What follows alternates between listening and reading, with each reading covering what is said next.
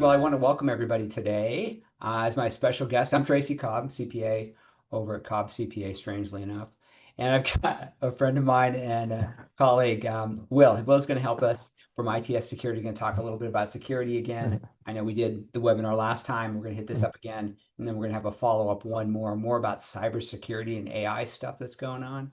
But today's focus really is going to be about resiliency in uncertain times. I hate that uncertain times thing, but it seems very uncertain with this AI happening around us and all these bots out there. So we're going to focus in and talk a little bit about IT continuity, disaster recovery, the role of cloud backups, and how you can be ready in a remote environment. So thank you for joining me, Will. Appreciate you taking the time today. Yeah, thank you, Tracy. Thank you for having me. I'm going to grab the slides here. There we go. That's not my slide. That's not my slide. We're not doing very good, are we? There we go. There's our slide. Okay, grab our slides here, Will. There you go. We're talking about building out the resiliency and amid ongoing uncertainty, things that happen inside of businesses. And it just seems like every day we're hearing more and more about, people and companies getting hacked and their data being, shared with the world and/or, doing nefarious things with it. So I just want to talk a little bit about those three things that we just hit up really, and why is resiliency so critical in today's environment? Why is that important to businesses? Why should we even be talking about this? Well, I mean, resiliency is really critical in many factors. I mean, but the big thing with most organizations is the ability to always be up, the ability to always be running, the ability to always be reached and have someone get a hold of you, have someone purchase a product, respond to an email, answer a phone call. It never stops in today's world, especially post-COVID. And you have to have a roadmap. You have to have a plan in place for your organization to have that ability to continue. And when something happens, to have that resiliency to pivot and continue to be up. So it's more about having, plan A and a plan B and maybe even a plan C so that we can fallbacks a little bit, right? That you're talking about. I think so. And yeah, some of it also has to do with people in general that don't have temperament and tolerance to, if I can't reach this company, I want this now. I want a response now. So I'm going to go somewhere else to get it, right? And a lot of it is around that, and a lot of that I think surfaced, post-COVID, just to have that instant gratification, instant response, and and it's today's world. So you have to have plans and processes around that in order to make sure your business survives and thrives. Yeah. Well, it sounds really important. Let's dive in and start talking about some of those details. And why does it remain such a challenge for organizations? Why are they having trouble keeping up?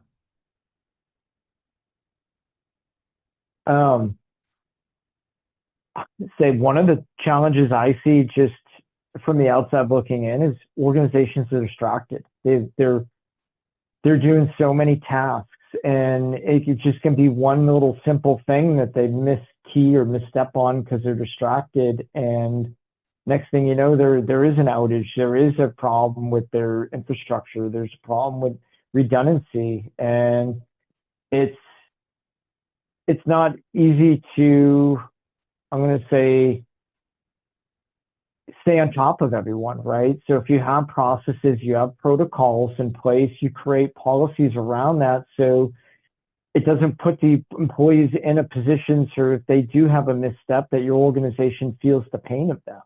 Yeah. So let's talk a little bit about some of the cloud backups, for instance. I know that's what we do on our side. Probably a lot of people do. Is that kind of the first step, and we call it foundation here? But how do you handle that with your customers and your clients? Well, so a big thing is, first off, I'd say the staple is to understand where your data is fundamentally stored within your organization, right? We have the local machines, we have OneDrive, which a lot of companies use, and they have a file server. They have other servers, other ways of storing data. So it's always understanding what your foundation looks like, and then to make sure that that data is all backed up or has a policy or procedure in place to either back up from one point Yeah. or to back up from multiple points. So having just cloud backups, is that enough? Not necessarily, because you have to have a process to ensure that the backup actually happened, right? That the backup Okay. job is performed and that it actually retained the You need to data. And then you test have it. So to, you're saying test the backup to make oh, sure it really happened, right? absolutely. I see a lot of organizations that will run a script to say, okay, we want to run a test, but then they forget to actually check the scripts. And the next thing you know, they're like, oh, wait a minute, we haven't been doing backups for 2 weeks. We need to, we need to get on that, right? And what happens if you had an issue within those 2 weeks and then all of a sudden now you're looking at a potential critical data loss just because an automated process that you created wasn't being looked at or investigated, again because you're distracted, you're thin on resources. Yeah. So a couple things just about cloud backups too. One, how often should they happen? Should I be doing it every day, once a week, every minute? What's kind of a protocol? I mean, maybe it's just how you just don't want to have to recreate that data and what would the pain look like, and that's going to drive frequency. I don't know. How do you guys measure that? What's your recommendation? My recommendation, and Tracy, by the way, that's a really good question. um, Nightly backups, incrementals. Yeah. Do your initial backup on the entire drive, folder, whatever it is that you're backing up, and then have it set up where you're incrementally backing up overnight after hours, and then have someone manually check in the morning to make sure the backup happened. It Okay. it sounds monotonous, but at the end of the day, when you create a routine, that routine will help you prevent issues moving forward. To know that, okay, in the morning, we've got to do a check and balances to make sure that script ran and that the data backed up successfully. Cool. Okay. So I've got this backup. It's in the cloud, let's say. We've taken care of that. We're going to back up Mm-hmm. every night incrementally. And then at some period of time, every 6 months or every month, maybe you do a full backup of the hard drive again, something like that, right? Whatever that Yep. time looks like. Do I need to have anything local that's backed up to, especially if I have a server on site or if I've got a bunch of workstations? Do I need to do something local and in the cloud, or is that just redundant and overkill? Well, it depends. So that's another really good question. So if you have servers, right, and that server happens to fail, there are options in the industry to say, okay, we want to have a way to still perform and function as an organization, and that's what we call high availability. High availability is what gives you that redundancy on site to still function in the event that you have a server failure. Let's just say a virtual machine crashed and it pulled you down. You can have high ability, right? They have on-site devices that allow you to have that capability, so you won't have that critical data loss, and you can still function and perform until that Okay. server's back online. Okay. And I think, the one thing that I remembered about doing both is the argument, and I don't know if it still holds water or not, and that's my question to you, is having a local one, it's more susceptible to theft because somebody can break into your office and steal that hard drive or backup device. So you got to protect that.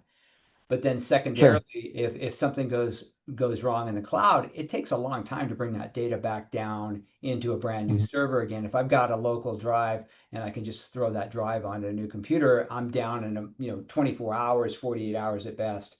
Whereas if I have a cloud backup and I've got to pull everything out, it may be down much longer than that. Is that still, or do most people have everything in the cloud anyway? I mean, our server is now pretty much virtual anyway. Well, so in an ideal world, yes, you would want to have all your servers in the cloud, right? And then have some way of authenticating with the servers. Right. So when you have a server in the cloud, there's multiple layers of resiliency, redundancy, right? A lot of times they'll do data center to data center setup. So if one data center's down, you will still always have access and you have high availability, right? But in the event that you don't have that capability, let's just say you don't have that luxury because you have an older ERP solution that still requires a terminal server. Maybe that terminal server, for example, is on site, right? You have to create a policy and a procedure to have that data local. So in that scenario, you have to make sure that that server is encrypted. So if anyone did get access to it, they can't get into that data. Number two, you have to make sure the way that you get into that server, you have two-factor, multi-factor authentication as a way to validate that you are who you say you are in order to get in, right? And creating these security protocols in place to prevent threat actors from getting in. Okay, got it. Yeah, something to think about, making sure that you have encrypted hard drives. That's yeah, it's great. That way, if they do get a hold of that backup that's sitting on site, they can't really do Yep. anything with it, or even your server. All right, so how about remote workers? We were just talking about virtual servers, and that's certainly remote. We've got remote workers, and we've got even people dialing in different offices that maybe aren't remote from the Mm. office at home, but they're dialing into a server. How can you strengthen their remote work readiness so people feel more comfortable and confident their system and their data is safe? Well, that Tracy, that is a phenomenal question. That is a question actually that a lot of organizations are really struggling with. And the answer to that is having a good, clean process and policy in place on how organizations handle their data outside of their organization, right? So if you have an employee that's working from home, what device are they signing in on? What device are they accessing the network and the infrastructure on? So I would hope that it would be on a company provided machine where that machine is locked down, where you have the RMM, the antivirus tools to prevent the machine from getting intruded upon, right? To have two-factor authentication processes on the device and into Microsoft to make sure no one can get access into the email or the tenant, and to have really strict policies on how that data is retained. So what I mean by that is, let's just say I'm in a larger organization and I work from home and I need to send you a file, right? Well, how am I extracting or sending that file? Am I accessing the company's server from a remote location? How am I doing it? Or am I taking that file from the server and storing it on my local machine and then sending it to you, right? And is that local machine maybe a personal machine and it's not a company provided machine, right? The minute it leaves the organization, you're at risk for that data to be taken or intruded upon or something to happen with it because you don't have control at that point. So to always put you in a position to have control and leverage over how your employees are using the data. Okay, got it. Can you give me, like a real world example of where some of these, I mean, we get it, as a precursor, I guess, we get, I got notifications when somebody's trying to log into my line into my virtual server, my home server. It'll MFA will come through, and I'll look at that and go, "Ah, it's not me. I don't know who that guy is." Hopefully it's Oh not yeah. an employee that's trying to get into my stuff that doesn't have my password. That's fine, but how far are they going to get? Yeah. So, you know what I'm saying? But I mean, as a real world example, somebody gets in that virtual server and they can shut your whole organization down, right? Whether it's remote or not. And if it's virtual, virtually everything is remote. Yep. Yeah. No, absolutely. And that is an extreme risk right now. Yeah. You need to have tools in place on how the people are getting or anyone is getting into your servers, right? Setting up policies to say, wait a minute, all my employees are in the United States and they're also all in this one region. But all of a sudden now we're seeing requests to get in out of the country or in other areas of the country. That Yeah. should be a red flag. Yeah. But do you have the tools in place to monitor and prevent that? Do you have the policies in place to pick up on that? So Right? you can kind Those of are geo key fence things. that a little bit so you know where those requests are coming from. Yep. Somebody's trying to ping you. Okay, Yep. that makes a lot of sense to do that.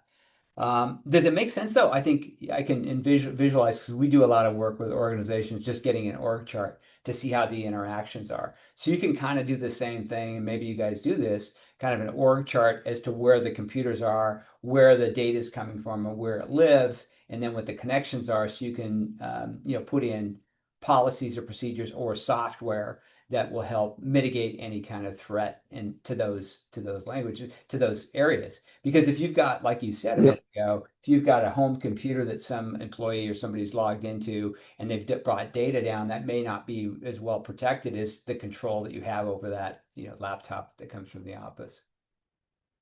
Oh, So you'd have to put, absolutely, a thousand yeah, so you'd have percent. to put some sort of protocol in place where the procedure is don't put stuff there. The reality is somebody might, so how do you get around that? So Yep. I think maybe just getting and I don't know if you do this again, is just laying it out, seeing where the threats are so you can determine what you need to focus on, right?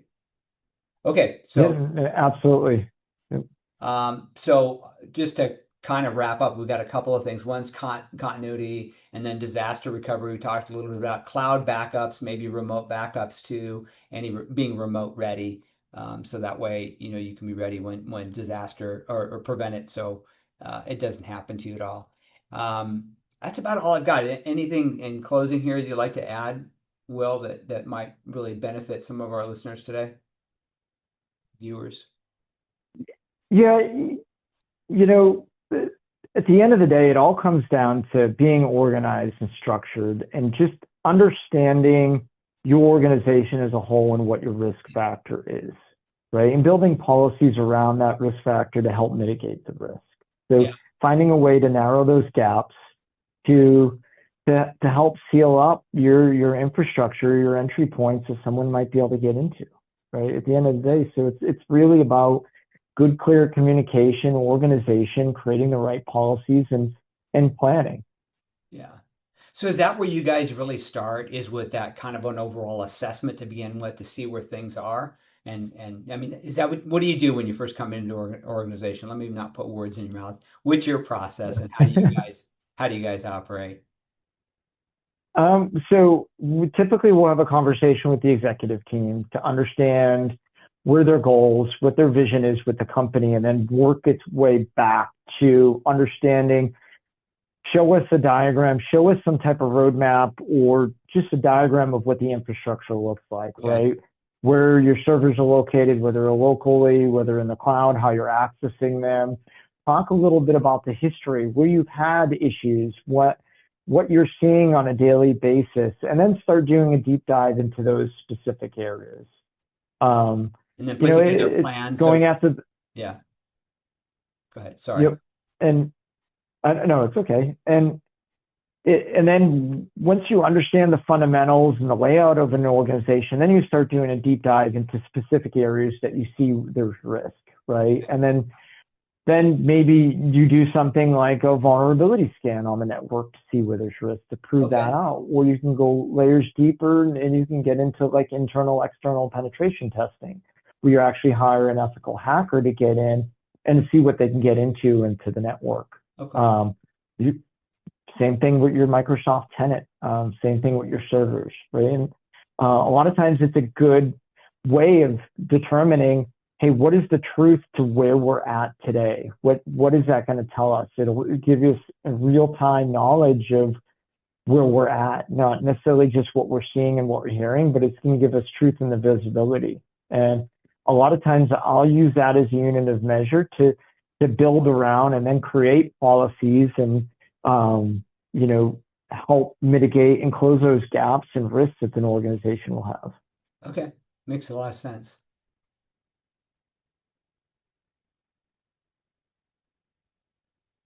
So it contacts information here, Will. I'll go ahead and send out your contact info to everybody that's on the call today, and then let them know too when the next one's going to be. The next one, I guess we don't need that slide right then. Let me know, or let them know when the next one's going to be. It's really going to be more about AI, what's happening, what kind of the trends are, and what you see going forward, which I think is going to be, hugely helpful. You mentioned to me earlier, you're seeing Oh, a lot more phishing stuff, a lot more that looks real. It's starting to look more real. You get invoices that look real. You can get websites that really aren't your vendors that look real that you can make payments on. All kinds of crazy stuff that we're going to get into next time we meet up. Does that sound all right?